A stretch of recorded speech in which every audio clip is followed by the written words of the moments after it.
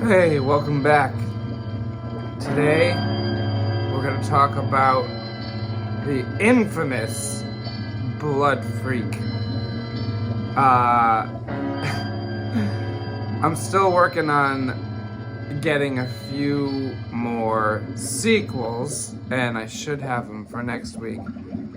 But while we're waiting, let's talk about Blood Freak.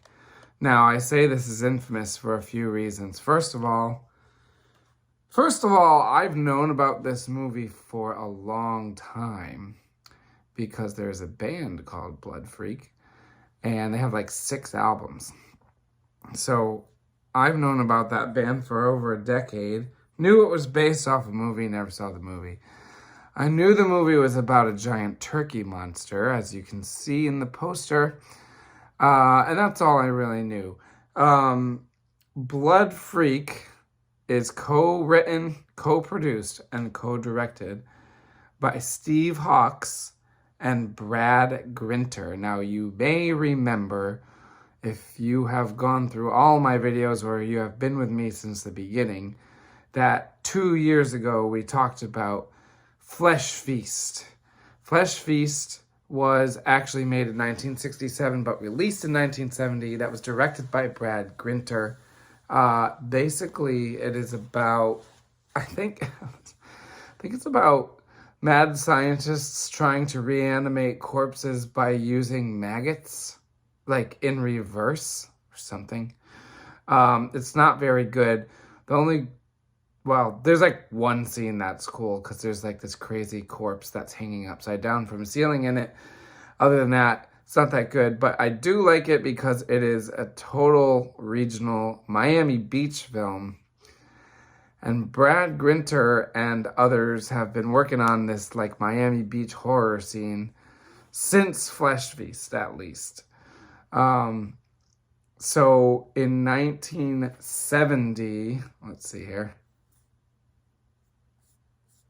1970, Brad Grinter did Devil Rider, which is not a horror film, but it was kind of a mediocre at best biker gang film. But even though this wasn't very good, it was kind of fun.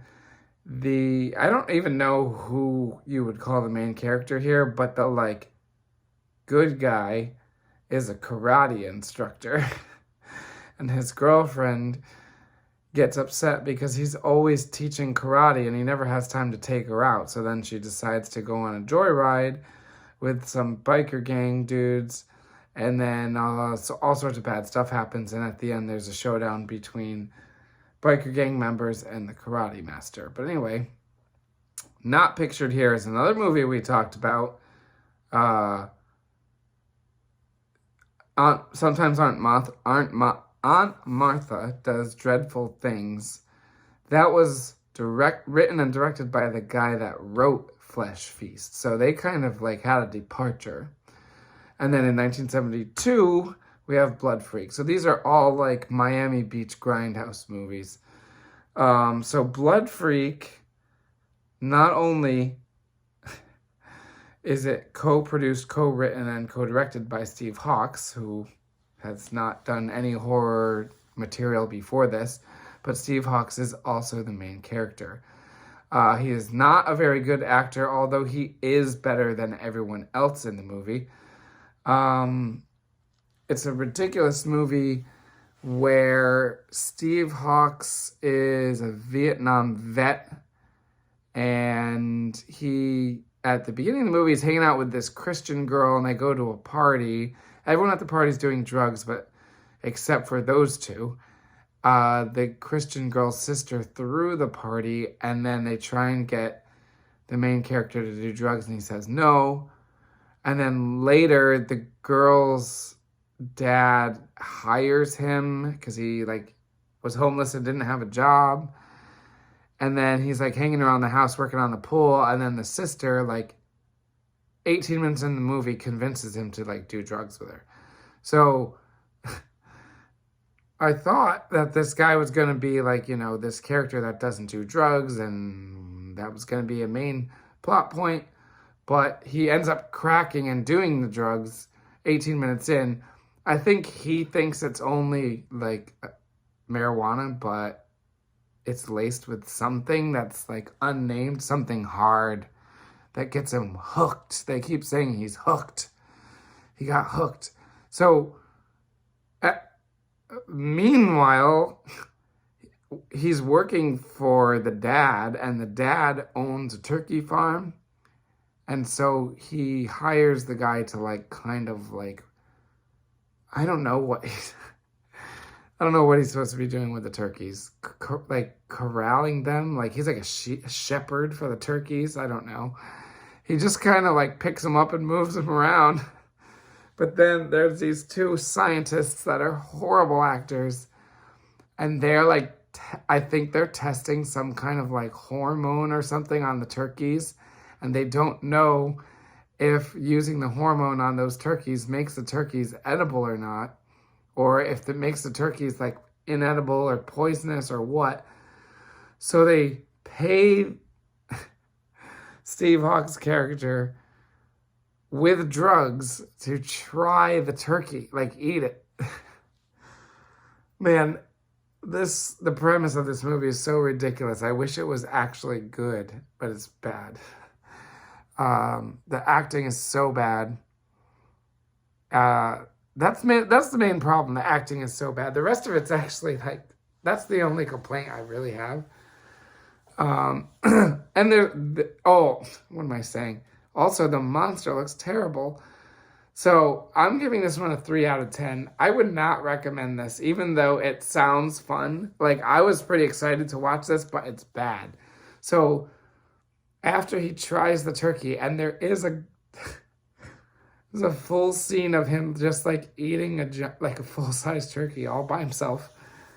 He's eating this turkey, and then he turns into a turkey monster. But the turkey monster doesn't even look as good as it looks in this poster.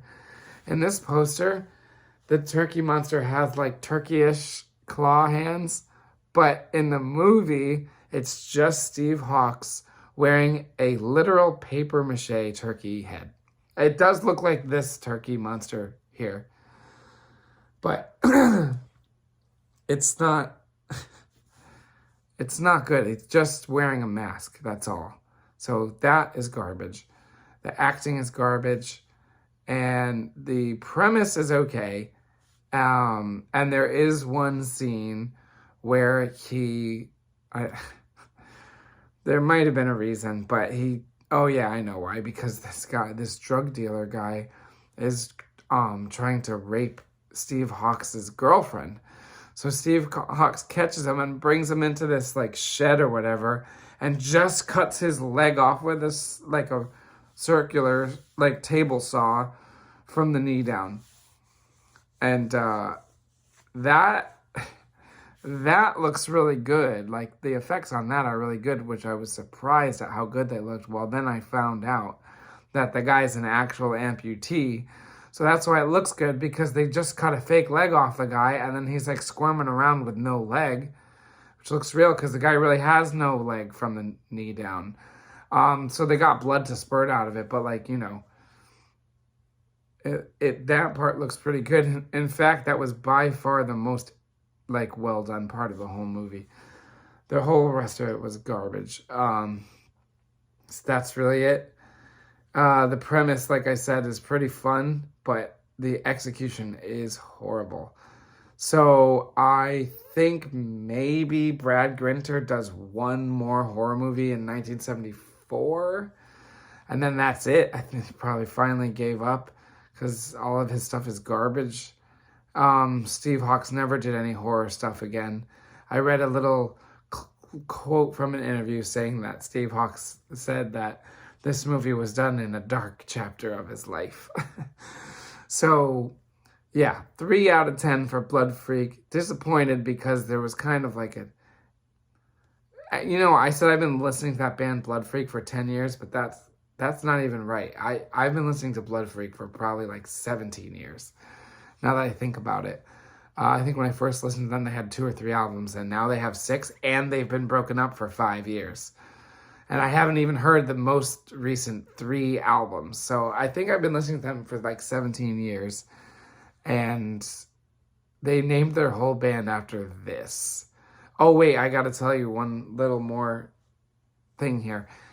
The main character, Steve Hawks' character's name is Herschel, which is pretty obviously a reference and homage to Herschel Gordon Lewis, who you know did 2000 Maniacs and Blood Feast and Wizard of Gore, right? Yeah. And what else did he do? I have all these movies, but now it's been a while since I watched them. That one where the guy like paints paintings out of people's blood. Color Me Blood Red, that's what it's called. Yeah, so anyway, Herschel Gordon Lewis is the first one to do this really cheap gore stuff. So, not to mention his first gore movie is called Blood Feast, and now Brad Grinter has done Flesh Feast and Blood Freak. So, I don't know, it was kind of funny that they call the guy Herschel. That's it. I already know what we're doing the next 2 weeks, but you'll have to wait and see what we do. All right. See you next time.